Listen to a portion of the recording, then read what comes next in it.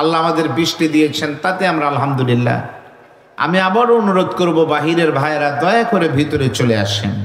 এ কোরআন 50 বছর হলে ঘোরা পাতে আলোচনা হচ্ছে, বলেন তো 50 কেন, কিয়ামত পর্যন্ত আলোচনা হবে, তবুও কি কোরআনের আলোচনা কখনো শেষ হবে ভাই?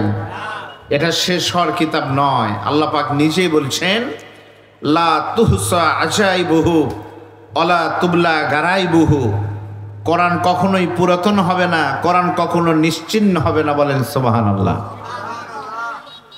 আল্লাহ রাব্বুল আলামিন বলেন قُلْ لَوْ كَانَ الْبَحْرُ مِدَادًا لِكَلِمَاتِ رَبِّي لَنَفِدَ الْبَحْرُ قَبْلَ أَنْ تَنْفَدَ كَلِمَاتُ رَبِّي وَلَوْ جِئْنَا بِمِثْلِهِ مَدَدًا।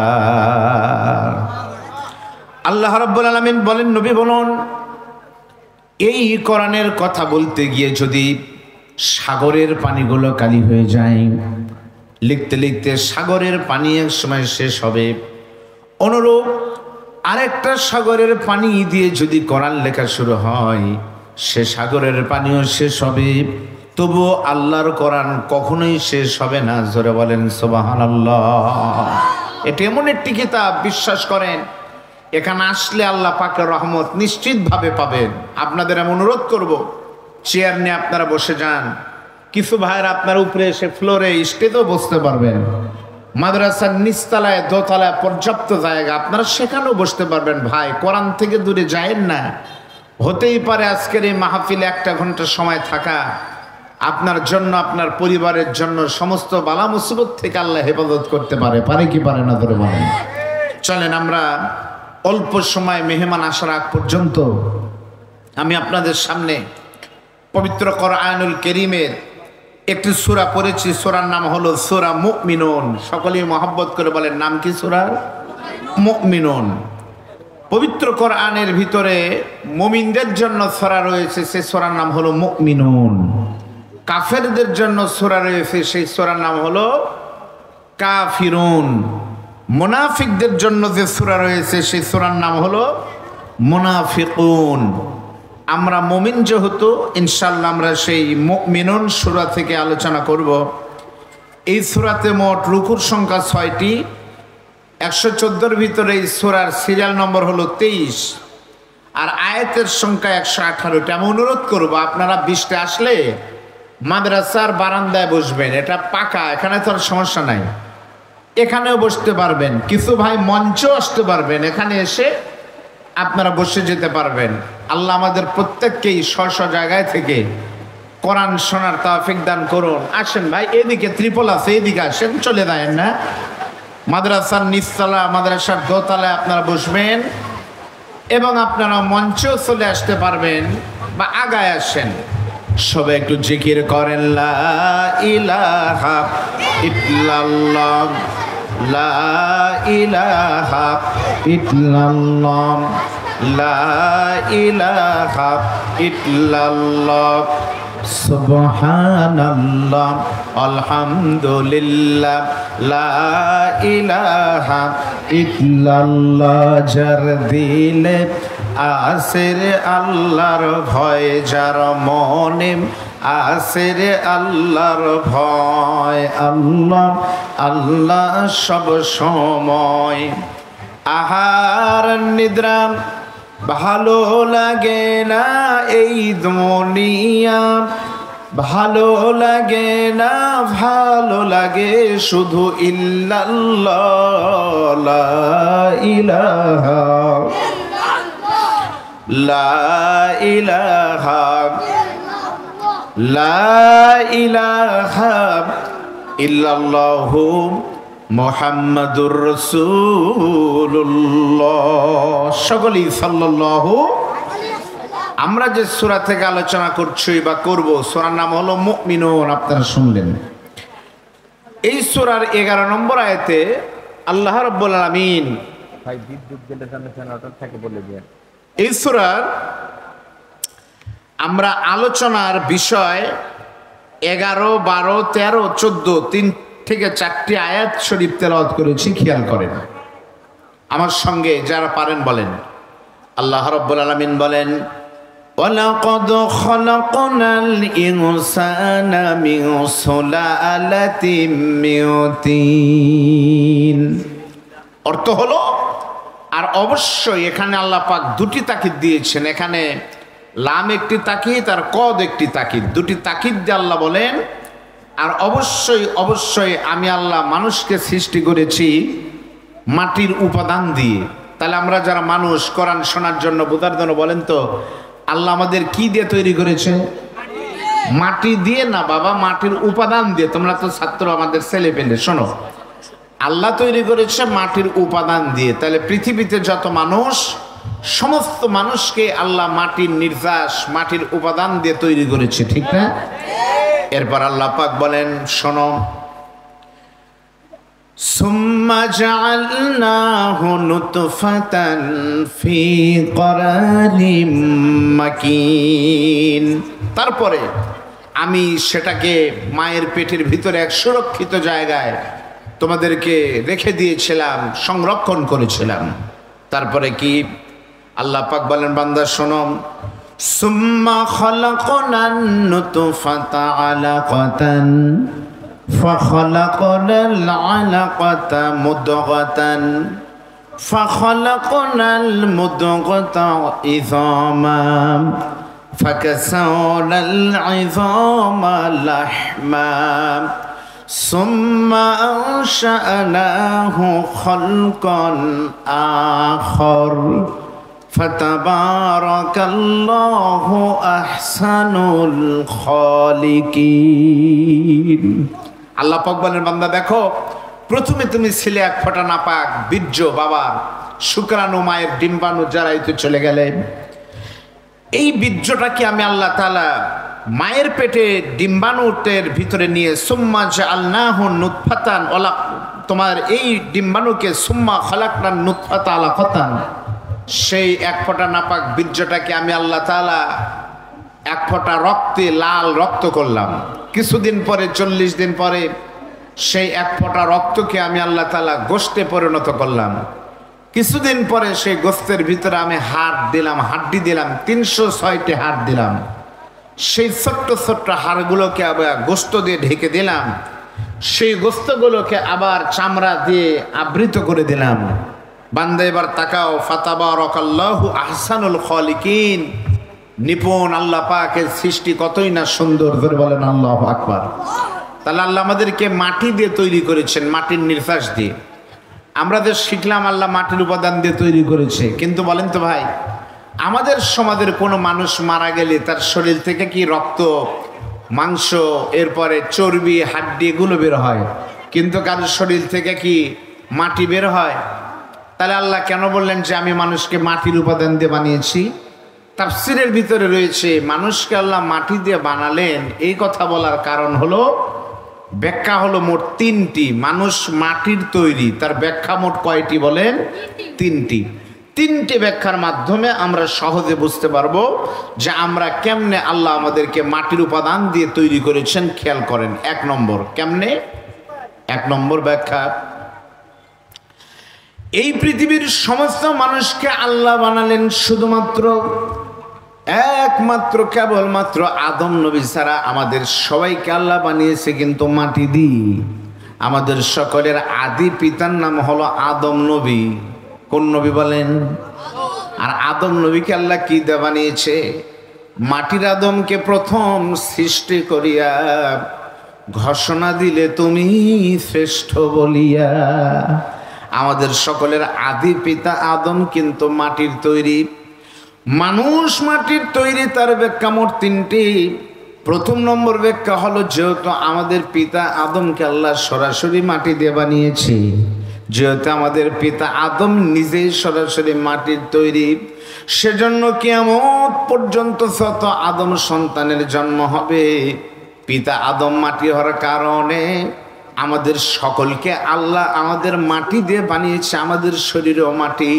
প্রথম নম্বর ব্যাখ্যা হলো, বাপও মাটি, আমরাও মাটি, ধরে বলেন সুবহানাল্লাহ।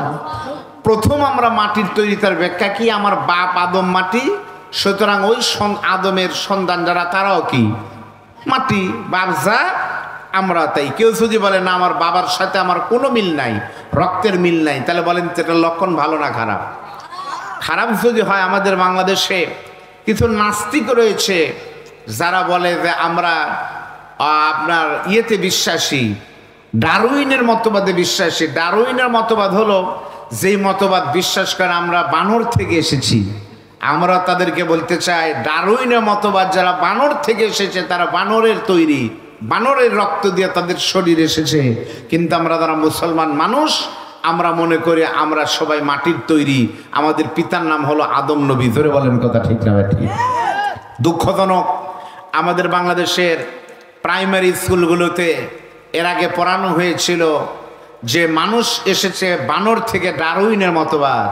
কিন্তু যারা এই ডারউইনের মতবাদ শেখাচ্ছিল, সেই মতবাদকে আল্লাহ কিয়ামত পর্যন্ত মাটি দেওয়ার জন্য সেই ফ্যাসিস্টকে বাংলাদেশ থেকে বিতাড়িত করেছে। ভবিষ্যতে কেউ যেন মুসলমানের বাংলাদেশে সেই ইমান বিধ্বংসে কোনো কথা না বলতে পারে, আল্লাহ সেই তৌফিক আমাদের দান করুন, বলেন আমিন। তাহলে মানুষ মাটির তৈরি, তার ব্যাখ্যা কয়টি? জোরে বলেন কয়টি? তিনটি। গেল কয়টা? এক নম্বর ব্যাখ্যা কি বুঝছেন? কি এক নম্বর ব্যাখ্যা? আমি মাটির তৈরি, প্রমাণ কি? আমার বাপ আদমও মাটি, আমারও মাটির, সোজা ব্যাখ্যা। দুই নম্বর কি? দুই নম্বর ব্যাখ্যা হলো এই পৃথিবীতে যত মানুষের জন্ম হয়, মনে করেন আমি আব্দুল বারী রশিদি অথবা আপনাদের যখন জন্ম হয়েছিল, কেমনে হয়েছিল আপনারা জানেন? একটি গান আছে, বাবা আনন্দে মাতিয়া সাগরে ভাসায়া সেই যে চলে যায় খবর লয় না, মাজন ধরিয়া উদরে কতই কষ্ট করে, 10 মাস পরে পায় প্রসবের বেদনা, এমন দরদি ভাবে কেউ হবে না আমার মা। এই পৃথিবীতে প্রত্যেকটা সন্তান আসে কিন্তু মায়ের পেট থেকে। মনে করেন আপনাদের ঘোরাপা গ্রামের কোন সন্তান স্বামী স্ত্রী বৈধ হালাল একটা মিলনের সম্পৃক্ত লিপ্ত হলো, হঠাৎ করে মায়ের স্বামীর শুক্রাণু মায়ের মানে স্ত্রীর ডিম্বাণুর ভিতরে চলে গেল। স্বামীও বুঝতে পারে নাই, স্ত্রীরও বুঝতে পারেনি। বুঝতে পেরেছে কিন্তু বিবি 1 মাস পর, যখন মেয়েদের অসুস্থ হওয়ার কথা, তখন মেয়েটি যখন অসুস্থ হয়নি, টেনশন বেড়ে গেল, তাহলে কি পেটের সন্তান আছে নাকি? 1 মাস যখন গেল, স্বামীকে ডাকতে বলে, স্বামী আমার টেনশন হয়। স্বামী বলতেছে এরকম কোনো কিছু হওয়ার কথা তো আমার মনে নাই। বিবি তখন বলতেছে, স্বামী গো আপনি এখন কোন জায়গায়? বিবি বলতেছে, স্বামী কোথায়? স্বামী বলতেছে, আমি আছি 5 বিবিতে। মনে করেন বিবি তখন বলতেছে, স্বামী গো আপনি 5 বিবি থেকে আসার সময় ডাক্তারের ফার্মেসি থেকে একটা জিনিস কিনে নিয়ে আসবেন, তার নাম হলো ইজি বেবি টেস্ট, সন্তান পরীক্ষা করা যায়। স্বামী তখন ওই যন্ত্রটা নিয়েছে, যখন বিবিকে দেয়, বিবি সকালবেলা ঘুম থেকে উঠে প্রথম পেশাবের ভিতরে যখন ওই যন্ত্রটা চুবাই দিয়েছে, দর সঙ্গে সঙ্গে নিয়ম হলো সন্তান যদি পেটে আসে তাহলে অন্য একটু রং দেখা যাবে। মনে করেন একটা সবুজ রং ধারণ করবে। যখন সবুজ রং ধারণ করেছে, বিবি তখন এক দৌড়ে যন্ত্রটা নিয়ে স্বামীকে পিছন থেকে জোড়ায় ধরে কাঁদের বলে, স্বামী গো এই যন্ত্র সাক্ষী দিচ্ছে আমার পেটে বাচ্চা রয়েছে। আল্লাহ যদি চায় 10 মাস পরে আমি মা হব, আপনি পিতা হবেন। এই যে কিন্তু খেলা শুরু হয়ে গেল। মায়ের পেটে প্রথম কিন্তু আমি বা আপনি গিয়েছিলাম কিন্তু এক ফোঁটা নাপাক বীর্য, আর বীর্য উৎপন্ন হয় কিন্তু রক্ত থেকে। বুদ্ধি করে বলেন তো, রক্ত উৎপন্ন হয় কিন্তু খাদ্য থেকে। এবার সবাই বলেন তো, পৃথিবীর সমস্ত খাদ্য উৎপন্ন হয় কোথায় থেকে?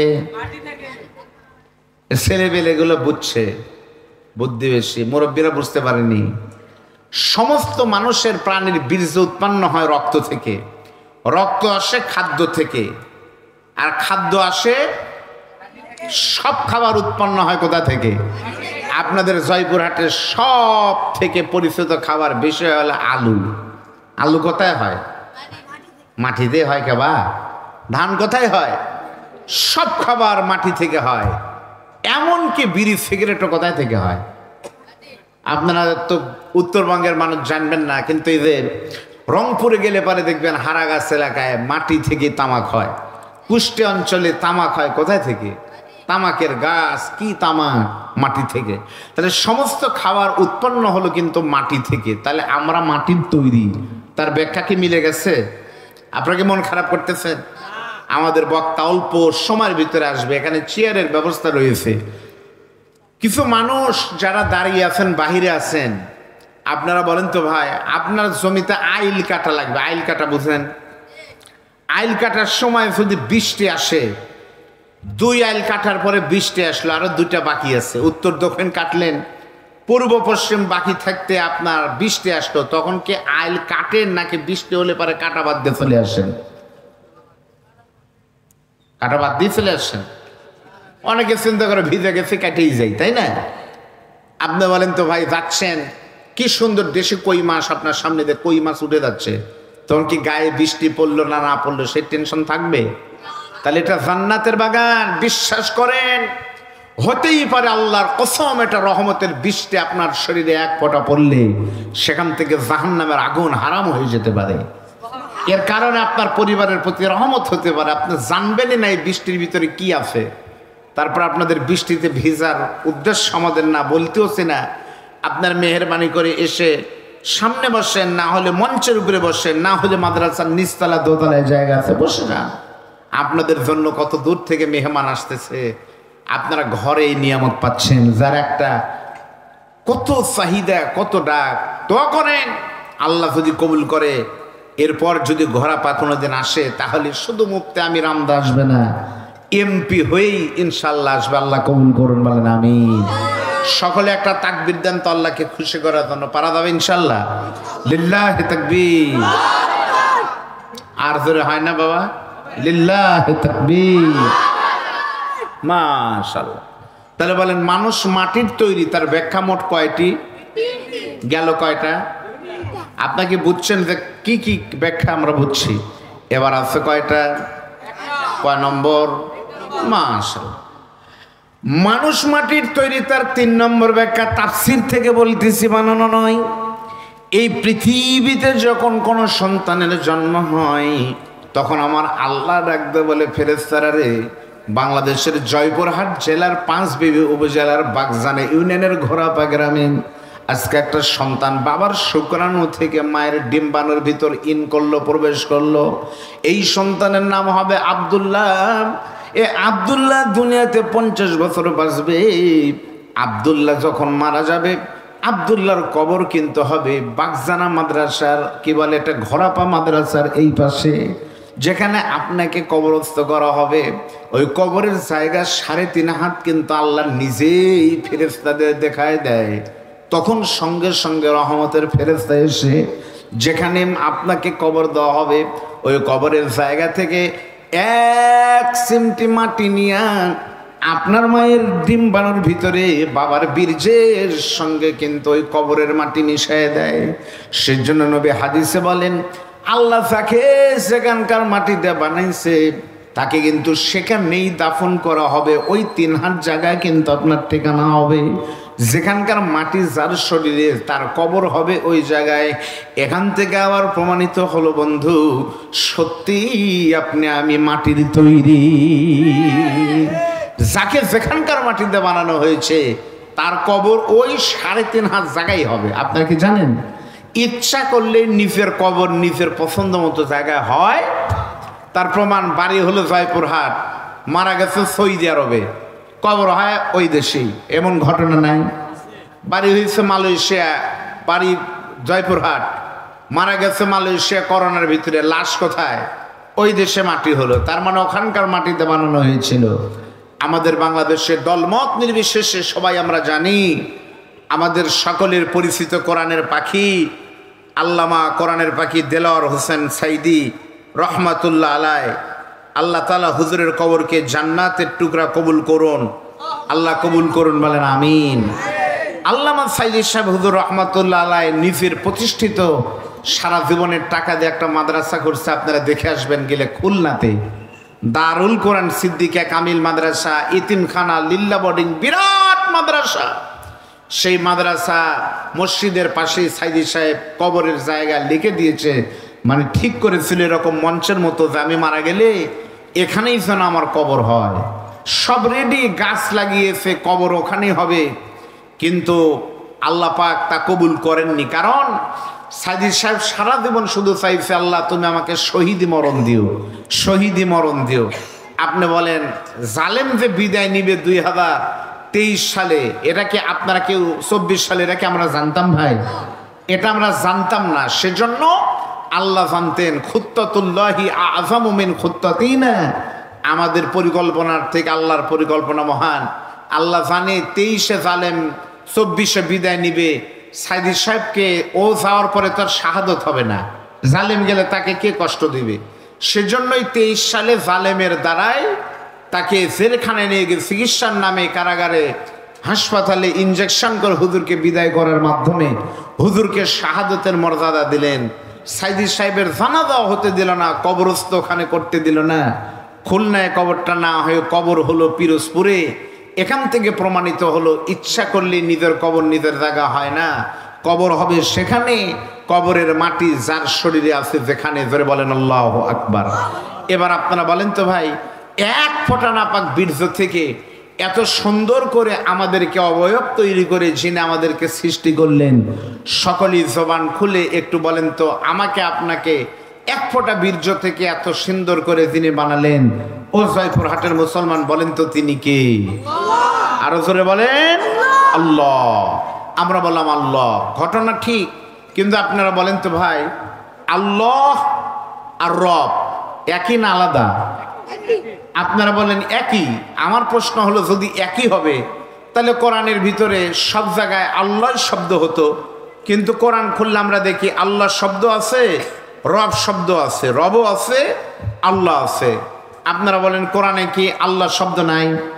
দেখেন আউযু বিল্লাহ, এই যে আল্লাহ, বিসমিল্লাহ, এই যে আল্লাহ, আলহামদুলিল্লাহ, এই যে আল্লাহ, তাহলে আল্লাহ শব্দ আছে।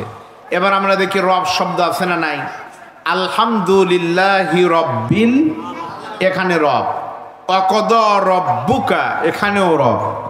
এরপর আমরা নামাজে রুকু সিজদা দেই, সুবহানা রব্বিয়াল আলা, এখানেও রব। সুবহানা রব্বিয়াল আযীম, এখানেও রব। রব্বির হামহুমা, এখানেও রব। তাহলে দুটো যদি একই হবে, একই যদি অর্থ হবে, তাহলে রব আর আল্লাহ আলাদা হলো কেন? এখান থেকে মুফাসসিররা বলেন আল্লাহ যিনি, রব তিনি, কিন্তু অর্থের ভিতরে বেশ কম আছে না নাই? আছে। রব কাকে বলে? তাফসিরের ভিতরে এসেছে রব শব্দের ব্যাখ্যা হলো তারবিয়াতুশ শাই ইলা কামালিহি শাইয়ান ফাশাইয়া। এর মানে হলো নাই থেকে যিনি তিলে তিলে পয়দা করেন, জিরো থেকে যিনি গোটা সব কিছু করেন, তিনি হলেন রব। জোরে বলেন তিনি কি? নাই থেকে। কেমনে নাই থেকে? প্রথমে আমরা ছিলাম কিন্তু এক ফোঁটা নাপাক বীর্য নাই, সেখান থেকে আল্লাহ পাক আমাদেরকে মাটি, তারপরে রক্ত, তারপরে বীর্য, এভাবে করে পরিপূর্ণ করলেন। সেজন্য নাই থেকে যিনি এত সুন্দর করে আমাদেরকে তৈরি করলেন, তিনি আমার রব। সবাই বলেন তিনি আমার কে? রব। চলুন আমি আপনাদের সামনে এবার রব কাকে বলে এই রবের ব্যাখ্যা বলার চেষ্টা করব। আল্লাহ কবুল করুন, বলেন আমিন। আমার বন্ধুগণ, আজকের মাহফিল কিন্তু সবার নসিবে হবে না। এলাকায় গ্রামে হাজার হাজার মানুষ হয়তো এসেছে, কিন্তু সকলেই কিন্তু কোরআন শুনতে পারবে না। আপনারা একটু মেহেরবানি করে দেখেন তো রব কাকে বলে, রবের ব্যাখ্যা কি, রব কি জন্য রবের ইবাদত করব, এটা কিন্তু আমাদের জানতে হবে। খেয়াল করেন, এই পৃথিবীতে প্রত্যেকটা প্রাণী কিন্তু আল্লাহ সুন্দরভাবেই কিন্তু আমাদের তৈরি করেছেন, সৃষ্টি করেছেন। আপনারা বলেন তো ভাই, মহান রব যখন আমাদেরকে পয়দা করলেন, আমাদেরকে যখন সৃষ্টি করলেন, এই পৃথিবীতে সব থেকে ছোট প্রাণীর নাম মনে করেন মুরগির বাচ্চা। ছোট্ট একটা মুরগির বাচ্চা আর হাঁসের বাচ্চা, মনে করেন মুরগির ডিমের পেটের ভিতরে দুইটা ডিম দিলেন, একটা মুরগির ডিম আর একটা হাঁসের ডিম। আচ্ছা বলেন তো, মুরগির ডিম আর হাঁসের ডিমের ভিতর থেকে একটা মুরগির বাচ্চা আর একটা হাঁসের বাচ্চা বের হলো। এইবার আপনি মুরগির বাচ্চাকে খাবার দিবেন। আমাদের বগুড়াতে খাবার দেয় চাউলের খুদ। আপনারা জয়পুরহাটের লোকেরা কি দেন? আপনারা খুদ বুঝেন কেবা?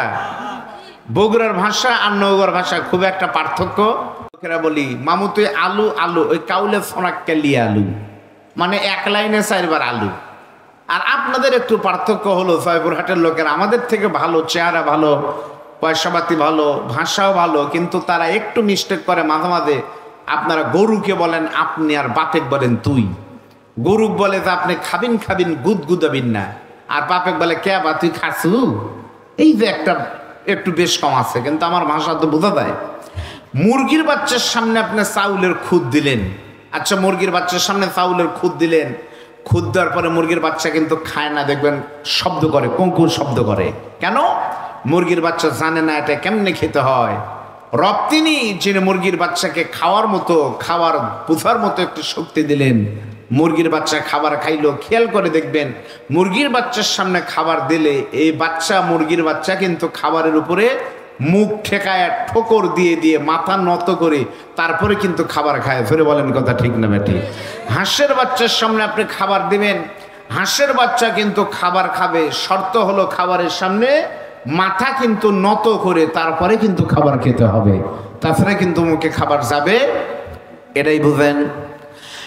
আপনি যদি আপনার বাড়িতে যদি কোনো ছাগল থাকে, ওই ছাগলকে আপনি বৃষ্টির দিন কাঁঠালের পাতা দিবেন, ছাগল কিন্তু খাবার খাবে। শর্ত হলো ছাগলকে অবশ্যই মাথায় কিন্তু নত করতে হবে, তারপরে কিন্তু খাবার যাবে। আপনি যদি গরুকে খাবার দেন মুরব্বী, গরুও কিন্তু খাবার খাবে, শর্ত হলো গরুর খাবারের সামনে মাথা কিন্তু নত হতে হবে। তার মানে পৃথিবীর প্রত্যেকটা প্রাণী যখন খাবার খাবে, ওই প্রাণীর সামনে তখন কিন্তু আপনাকে অবশ্যই খাবার খেতে হবে, খাবার দিতে হবে। সে খাবার খাবে কিন্তু অবশ্যই কি দিয়ে?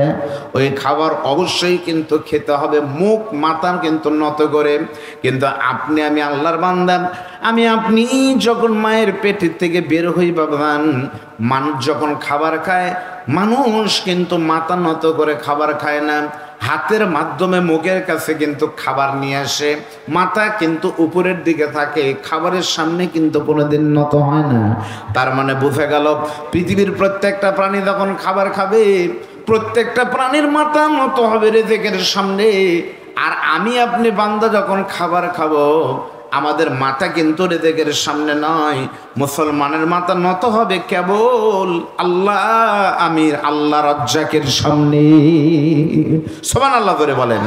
তার মানে পৃথিবীর প্রত্যেকটা প্রাণী খাবার খাবে, শর্ত হলো মাথা নত হবে রিজিকের সামনে। আর মুসলমান যখন খাবার খাবে, আওয়াজ দিয়ে বলেন মুসলমানের মাথা নত হবে একমাত্র যার সামনে, বলেন তো তিনি কে? কিন্তু দুঃখজনক আমাদের বাংলাদেশের মুসলমানেরা সেই রব্বে কারিম, আমাদের রব ছাড়া অনেকের সামনে কিন্তু মাথা নত করে। জোরে বলেন কোনটা ঠিক না ঠিক? মাজারের সামনে আমরা মাথা নত করি, বিভিন্ন প্রাণীর সামনে আমরা মাথা নত করি, কিন্তু মুসলমানদের মাথা নত হবে একমাত্র, কেবলমাত্র, সবেমাত্র তার সামনে। আপনি আমি সকলে মহব্বত করে বলি, আপনারা বলেন তো আমাদের মাথা নত হবে কেবল কার সামনে? এইবার বলেন মায়ের পেটের ভিতরে আমরা একটু তাকবীর দিতে পারবো তো? লিল্লাহে তাকবীর, লিল্লাহে তাকবীর। মুফতি আমির হামজা সাহেবের আগমন। আরে বাবা এখানে না তো, তোমাদের দেখলাম আসো কিনা। অল্প সময়ের ভিতরে 2-4-10 মিনিটের ভিতরে মুফতি আমির হামজা আমাদের মাঝে উপস্থিত হয়ে যাবেন। আমরা খুশি না বেদার? আলহামদুলিল্লাহ। আপনাদের এই মাদ্রাসার পাশেই বাড়ি হলো মেম্বার সাহেবের বাড়ি না, রাজু ভাইদের বাড়ি। কি আপনি কি চেনেন এগুলো? আলহামদুলিল্লাহ, সবান আলহামদুলিল্লাহ বলে না, একবারে দরবেশের মতো বসে আছেন মিউজিয়ামে। তো রাজু ভাইদের বাড়িতে অপেক্ষা করছে মেহমান, এক্ষুনি রওনা দিয়ে চলে আসবেন। আমি অনুরোধ করব বাহিরের ভাইরা এখনই চলে আসেন, আমাদের মেহমান এখনই চলে আসবে। বলেন আলহামদুলিল্লাহ। এবার বলেন তো ভাই, মায়ের পেটে যখন আমরা প্রথমে ছিলাম এক ফোঁটা নাপাক রক্ত, বীর্য, বীর্য থেকে 40 দিন পর আমলা হলাম রক্ত, ঠিক না? আরো 40 দিন পর সে রক্তটা হলাম এক টুকরো গোশত। সেই গোশতের ভিতরে আল্লাহ তাআলা 360টি হাড় দিলেন, সে হাড়গুলোকে আবার গোশত দিয়ে ঢেকে দিলেন, সে গোশতগুলোকে আবার আমাদের চামড়া দিয়ে ঢেকে দিলেন। আপনারা বলেন তো সবকিছু কমপ্লিট করার পরে মায়ের পেটের ভিতরে যখন আল্লাহ আমাদের শরীরে রূহ দিলেন, রূহ, আপনারা বসে যান ভাই, বসেন, মাদ্রাসার বারান্দায় এদিক ওদিক বসে যান। রূহ যখন দিলেন, রুহ দেওয়ার সঙ্গে সঙ্গে আমরা বলেছি খাবার দাও। আপনি বলেন তো ভাই, রুহু মানুষের জীবন যখন আছে তখন জীবন আছে, যতক্ষণ খাবার আছে। মানুষকে মারা গেলে খাবার খায়, ঘুমালে খাবার খায়, কারণ তখন রুহু থাকে না। যখনই রুহু থেকে যায় তখনই ঘুম থেকে উঠে বলে তাড়াতাড়ি খাবার দাও, ক্ষুধা লাগছে, তাই না? তাহলে মায়ের পেটের ভিতরে যখন আমাদের রুহু দেওয়া হলো, রুহু দেওয়ার সঙ্গে সঙ্গে আমরা বললাম খাবার দাও, খাবার দাও। আচ্ছা বলেন তো, মায়ের পেটের ভিতরে ওই সুরক্ষিত জায়গায়, ফি করারি মাকিন, সুরক্ষিত জায়গায় মায়ের পেটের ভিতরে খাবারের ব্যবস্থা যিনি করেছিলেন, আপনারা বলেন তো তিনি কে? কি খাইছিলেন? কে বলতে পারবেন? মায়ের পেটের ভিতরে আমি আপনি কি খাইছিলাম ভাই, বলতে পারবেন? আপনাদের মনেই নাই কি খাইছিলাম, খেয়াল করেন। এই তোমরা কথা বলো কেন?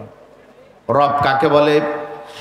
কোন মানুষ যদি রবের ব্যাখ্যা জানতে পারে সে কোনোদিন নাস্তিক হতে পারে না, ইসলাম বিরোধী হতে পারে না। খেয়াল করেন, মায়ের পেটের ভিতরে যখন আমি আপনি বলেছিলাম আমাকে খাবার দাও, ওই খাবারের ব্যবস্থা কিন্তু কোনো পীর করে নাই, কোনো মাওলানা করে নাই, অথবা দুনিয়ার কোনো নেতা, কোনো কর্মী করে নাই, কোনো বড় ধরনের কোনো মানুষ করে নাই।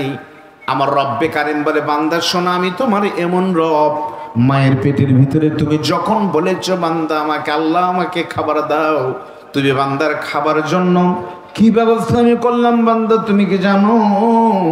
তোমার মা প্রত্যেক মাসেই কিন্তু মেয়েরা কিন্তু অসুস্থ হয়, মেয়েদের কিন্তু মাসিক হয় না ভাই, পিরিয়ড কিন্তু হয়। কিন্তু সন্তান যখন মায়ের পেটে থাকে তখন কিন্তু পিরিয়ডের রক্ত কিন্তু বন্ধ থাকে, জানার জন্য বলেন, ঠিক না? ওই রক্তগুলো যায় কোথায়? আল্লাহ পাক বলেন, বান্দা শোনো, তোমার মায়ের ওই নাপাক মাসিকের রক্তকে আমি কিন্তু ব্যয় করিনি, আমি কিন্তু বের করতে দেইনি। ওই রক্তকে পেটের ভিতরে জমা করেছি একটি জায়গায়, জমা করে সেই রক্তটা তোমার পেটে সার্কুলেশন করে ঢুকিয়েছি। কিভাবে? তোমার মায়ের নাভির সঙ্গে, কিন্তু তোমার নাভির সঙ্গে একটা তার বের করে দিয়ে, তোমার মায়ের জরায়ুর ভিতর থেকে কিন্তু একটা তার বের করে তোমার নাভির সঙ্গে জোড়া দিয়েছি। তোমার মায়ের ওই নাপাক রক্ত আস্তে আস্তে সেই নালা দিয়ে, নল দিয়ে তোমার নাভির ভিতরে চলে এসেছে। ওই নাপাক রক্ত তোমার মুখ দিয়ে কিন্তু ঢুকাই নাই, তোমার নাভি দিয়ে কিন্তু বান্দা ঢুকিয়েছি। এখন প্রশ্ন হলো, হুজুর কি জন্য? সবাই তো খাবার খায় মুখ দিয়ে, আল্লাহ আমাদের নাভি দিয়ে না দেয়া মুখ দিয়ে দিলে কি হতো? উত্তর হলো, আল্লাহ শুধু আমাদেরকে মায়ের সেই নাপাক মাসিকের রক্ত মুখ দিয়ে ঢুকাতেন ভাই, তাহলে আমাদের মুখটা কিন্তু দুনিয়াতে আসার আগেই নাপাক রক্ত লেগে অপবিত্র হতো। রব্বে কারিম বলে, আমি তোমার এমন রব, সেই রক্তকে আমি মায়ের মুখ দিয়ে কিন্তু, তোমার মুখ দিয়ে কিন্তু ঢুকাই নাই, নাভি দিয়ে ঢুকিয়েছি। আর তোমার মুখটাকে কি সুন্দর পবিত্র করে রেখেছি, যেন দুনিয়াতে এসে ওই পবিত্র মুখ দিয়ে তুমি পবিত্র রবের নামের জিকির করতে পারো। আওয়াজ দিয়ে বলেন না সুবহানাল্লাহ, একটু জিকির করেন লা ইলাহা, আরো জোরে লা ইলাহা ইল্লাল্লাহ, জোরে লা ইলাহা সুবহানাল্লাহ আলহামদুলিল্লাহ লা ইলাহা। ভাইজান, বাহিরে যে সমস্ত ভাইরা আছেন, আমাদের মেহমান 2-4 মিনিটের ভিতরেই আমাদের মঞ্চে আসবেন। এই পরিবেশে উনি যতক্ষণ পারেন আপনাদের সামনে, বড় মানুষ, আলেম মানুষ, তাদের কথা অনেক, আমাদের 2 ঘন্টা আলোচনা, তাদের আধা ঘন্টা আলোচনা, বড় জ্ঞান করব কথা বলেন। আসেন আমরা মেহেরবানি করে তার এই কথাগুলোকে আমরা শুনে মাজলুম আলেমের হাতে আমরা একটু দোয়া করব। মেহেরবানি করে আপনারা বাহিরের ভাইরা বাড়িতে আছেন, এখানে আসলে পরে বৃষ্টির কোনো সম্ভাবনা নাই। মাদ্রাসার দোতলা, বিরাট মাদ্রাসা, নিচতলায় মাদ্রাসা, আপনারা কয়েকশো না হাজার লোক এখানে বসতে পারবেন। মা বোনদের জন্য আমাদের কমিটির ভাইয়েরা, আমাদের রাজু ভাই, বিদ্যুৎ ভাই, সকলেই তার ব্যবস্থা করেছেন কষ্ট করে। এই ছেলেগুলো বিদ্যুতেরা কি কষ্ট দিয়ে করেছে, আল্লাহ এদের প্রতিদান তুমি জান্নাত দিয়ে দিও আল্লাহ, আল্লাহ কবুল করুন, আমিন। আল্লাহ এই ছোট্ট মাদ্রাসাটাকে এই বঙ্গের জন্য আরেকটি হাটহাজারি মাদ্রাসা কবুল করো, আমিন। এই যুবকদেরকে আল্লাহ তাদের পরিবার পরিজনের প্রতি রহম করিও। মেহেরবানি করে মা বোনদের জন্য ব্যবস্থা করা হয়েছে মসজিদে, মা বোনের আপনারা যাবেন আর আপনারা একটু এখানে আসবেন আর জিকির করেন লা ইলাহা সুবহানাল্লাহ আলহামদুলিল্লাহ। বাহিরের ভাইরা রাস্তায় কেউ দাঁড়িয়ে থাকবেন না। সকলে চলে আসেন। কি খবর? আসবে না উনি? নিয়ে আসেন। হ্যাঁ, তাড়াতাড়ি আনো না। লা ইলাহা ইল্লাল্লাহ, জোরে লা ইলাহা, লা ইলাহা ইল্লাল্লাহু মুহাম্মাদুর রাসূলুল্লাহ। সকলে মহব্বতে বলেন সাল্লাল্লাহু। তাহলে আমাদের রবকে আপনারা একটু ভালো করে বুঝেন। বিশ্বাস করেন আমাদের ছোট্ট শরীরের ভিতরে আল্লাহ তাআলা 360টা হাড় দিলেন।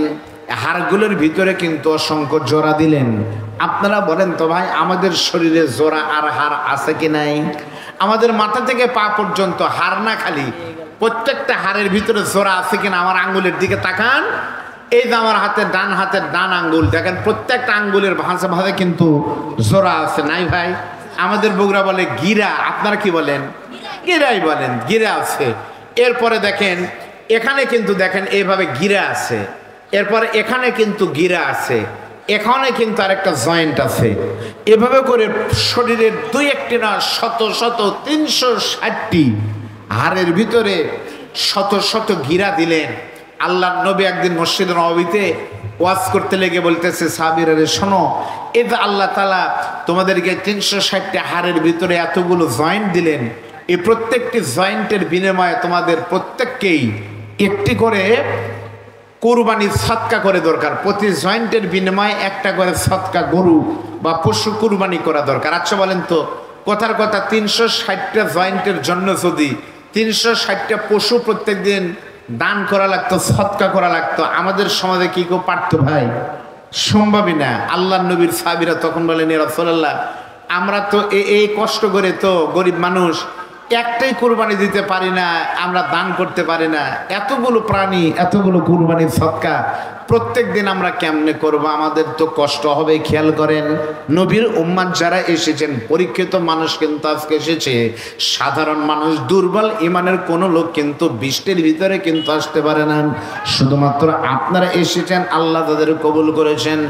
সঙ্গে সঙ্গে নবীর সাহাবীরা বললেন, ওগো আল্লাহর নবী, আমরা বুঝতে পারলাম না, কারণ প্রত্যেকটা জয়েন্টের বিনিময়ে প্রতিদিন যদি একটা করে সদকা দিতে হয় হুজুর, এতগুলো সদকার নেকি জিনিস আমরা কোথায় পাবো? আমাদের তো সেই সামর্থ্য নাই।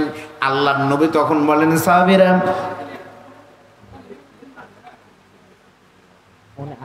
আসলে পারে ব্যাগটা রেডি রাখেন, আসার পরে বাবা দিয়ে আসেন। তোমাদের প্রত্যেকটা জয়েন্টের বিনিময়ে একটা করে সদকা দেওয়া যদি সম্ভব না হয়, আমি নবী তোমাদের বললাম তোমরা দুটা জিনিস করবে।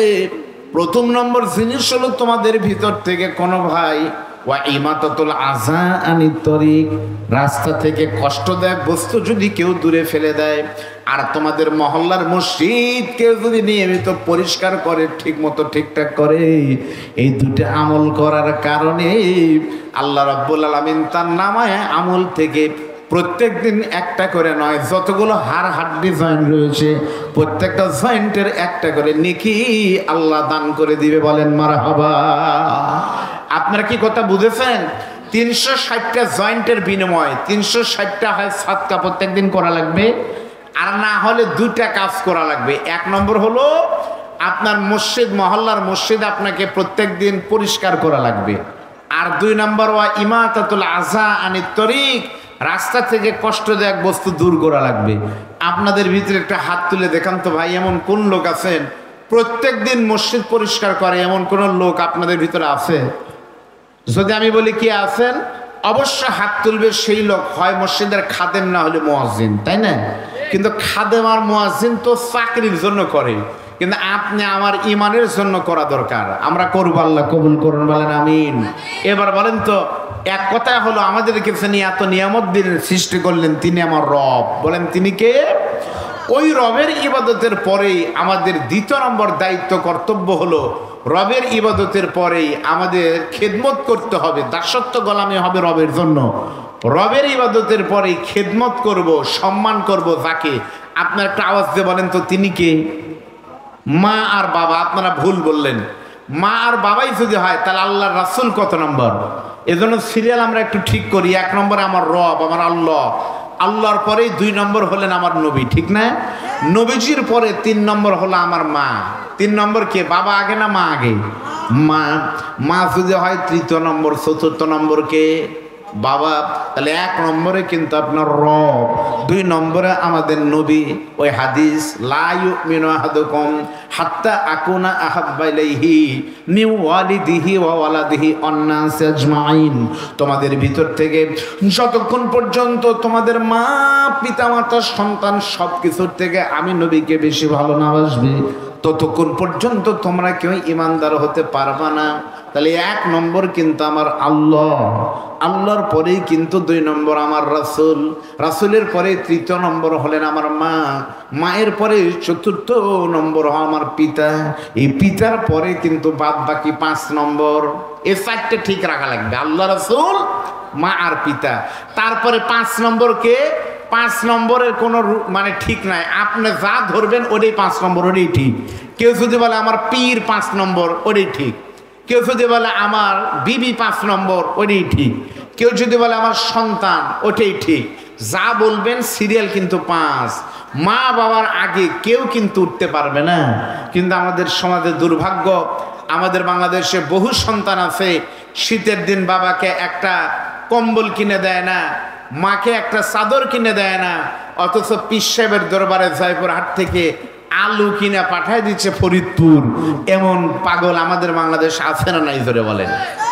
মাকে একটা কিছু কিনে দেয় না, বাবার দরবারে গরু পাঠাচ্ছে, এমন লোকও কিন্তু আছে। আমি হক্কানি আল্লাহর ওলিদের বিরোধিতা কোনোদিন করিনি, করব না। আমি বিশ্ববিদ্যালয়ে আমরা একটা কোর্স করেছি, কাইফা দাখালাল ইসলাম ফি বাংলাদেশ। বাংলাদেশে ইসলাম এসেছে আল্লাহর ওলিদের মাধ্যমে। হক্কানি আল্লাহর ওলিদের দরবারে আপনারা যাবেন, সারসিনাতে যাবেন, নেসারাবাদে যাবেন, এরপরে চরমনাইতে যাবেন, আমি কোনো আপত্তি নাই। আপনি বাতিল কোনো পীরের কাছে যাবেন, আপনার দায়িত্ব নিয়ে যাবেন। পীর সাহেব হক হোক আর বাতিল হোক, হক্কানি আল্লাহর ওলির কাছে যেতে হবে, যত বড়ই পীর হোক। আপনার মা হলেন ওই পীরের থেকে বড় পীর। জোরে বলেন কথা ঠিক না ঠিক? অবশ্যই কিন্তু পীর আগে না, মা আগে। মা অবশ্যই কিন্তু আগে। মায়ের দোয়া কিভাবে কবুল হয় আপনাদের বলতেছি, একটু খেয়াল করেন, আমার দিকে তাকান। সত্যি কিন্তু বলতেছে, আমার দোয়া কবুল হবে এর কোনো গ্যারান্টি কিন্তু আমার কাছে নাই। আমাদের সকলের পরিচিত মুখ, আন্তর্জাতিক নেতৃবক্তা মুফতি মাওলানা আমির হামজা ভাইয়ের দোয়া কবুল হবে এর গ্যারান্টিও কিন্তু আমাদের কাছে নাই। কোনো পীরের দোয়া কবুল হবে তাও কিন্তু কোনো গ্যারান্টি নাই। কিন্তু সত্যি বলতেছে, আপনার মা বাবার দোয়া কবুল হবে এটা কিন্তু শতভাগ গ্যারান্টি। নবী বলেছে, হুমা জান্নাতুকা ওয়া নারুকা, তোমার মা তোমার জন্য জান্নাত, তোমার মা তোমার জন্য জাহান্নাম। যে মায়ের সঙ্গে বেয়াদবি করবে জাহান্নামে যাবে, আর যে মার সঙ্গে ভালো আচরণ করবে সেই লোকটা আল্লাহর জান্নাতে যাবে। জোরে বলেন সুবহানাল্লাহ। তাহলে মায়ের সন্তুষ্টিতে আল্লাহ সন্তুষ্টি, মায়ের অসন্তুষ্টিতে আল্লাহ অসন্তুষ্টি। জোরে বলেন কথা ঠিক না বেঠিক? প্রিয় ভাইরা, আমি আপনাদের সামনে ছোট্ট একটু কথা বলবো, তাহলেই বুঝতে পারবেন মা বাবা কত বড় নিয়ামত। মায়ের দোয়া কিভাবে কবুল হয় আপনারা একটু খেয়াল করে দেখবেন। আপনারা যারা মক্কা শরীফে, কাবা শরীফে গিয়েছেন, এতগুলো মানুষের ভিতরে কাবা শরীফের ইমামদের ভিতরে সব ইমামদের কণ্ঠই অত্যন্ত চমৎকার। এই ইমামদের ভিতরে 2 জন ইমামের কণ্ঠ আরো সুন্দর। এই 2 জন ইমামের, একজন ইমামের নাম হলো ডক্টর শায়েখ আল্লামা আব্দুর রহমান সুদাইসি, আরেকজন ইমামের নাম হলো ডক্টর শায়েখ আহমদ কালবানি। জোরে বলেন সুবহানাল্লাহ। না কেন? শায়েখ আহমদ কালবানি।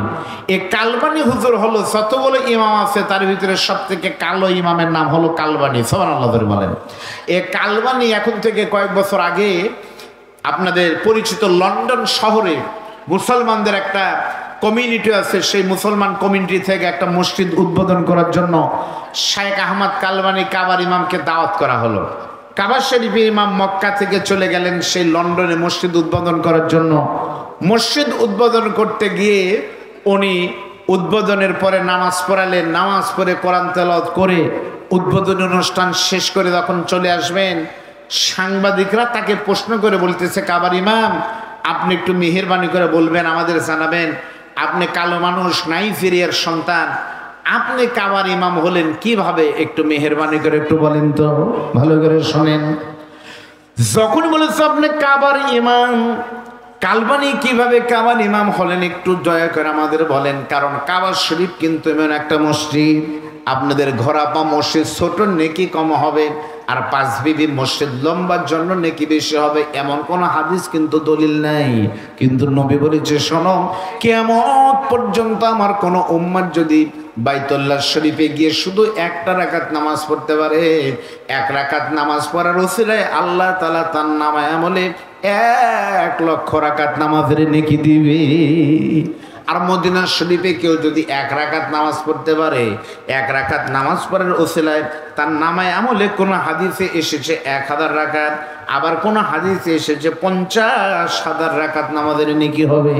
সবাই ধরল, হুজুর এত সুন্দর মসজিদে আপনি ইমাম হলেন, কিভাবে হলেন একটু জানান তো। কাবার কালে ইমাম তখন চোখের পানি ফালায় কাঁদে আর বলতেছে, রে বড় বড় সাংবাদিক তোমরা শোনে না, আমি কালবানি কাবার ইমাম কিন্তু এমনি এমনি হয়নি। আমি কালবানি কাবার ইমাম হয়েছি আমার দুঃখিনী মায়ের দর বরকতে। জোরে জোরে বলেন না সুবহানাল্লাহ। আমি কালবানি কাবার ইমাম হয়েছে মায়ের দর বরকতে।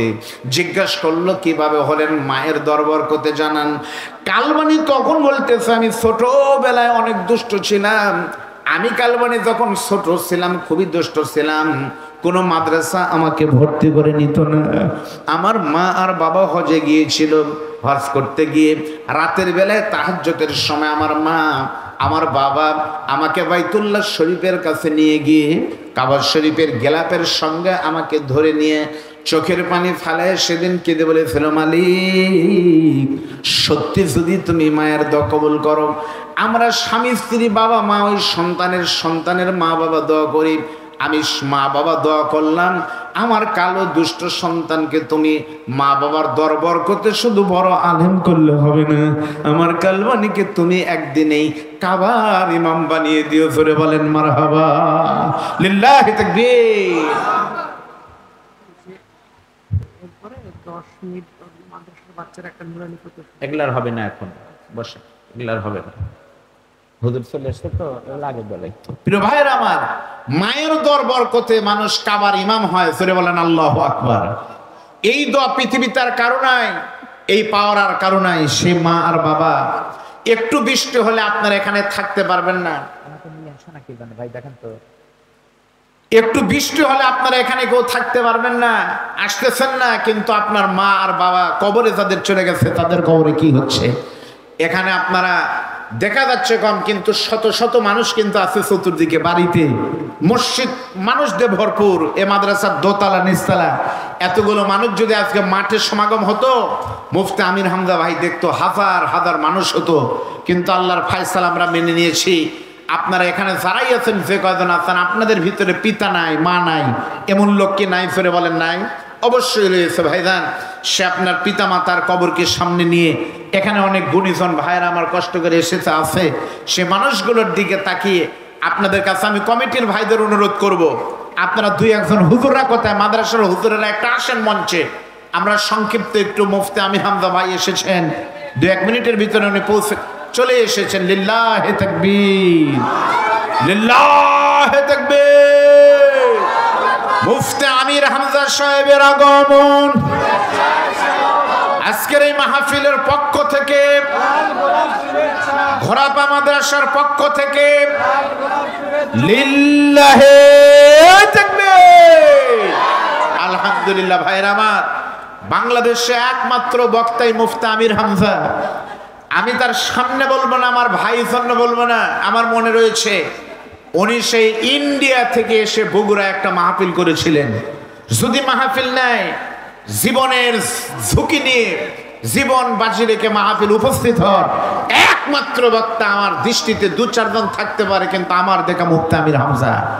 আজকে সে মাগরিব পর্যন্ত তার নির্বাচনী প্রোগ্রাম সম্পূর্ণ করে জীবনের ঝুঁকি নিয়ে, আমি ধন্যবাদ জানাই তার সফর সঙ্গীদের ভাইকে, তার সফর সঙ্গীদের, বিশেষ করে তার ছোট ভাই, আমারও ছোট ভাই সাদ্দাম হোসেন গাড়ির ড্রাইভার, রিস্ক নিয়ে জীবনের ঝুঁকি নিয়ে এসেছেন।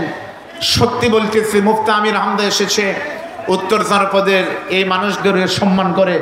আল্লাহ তাআলা তার জন্য তার জীবনকে সহজ করে দিন। আল্লাহ তাআলা তাকে শুধুমাত্র মাঠে ময়দানে নয়, সংসদে দাঁড়িয়ে মানবতার পক্ষে, কোরআনের পক্ষে এক সাইদিকে আমরা হারিয়েছি। লক্ষ সাইদি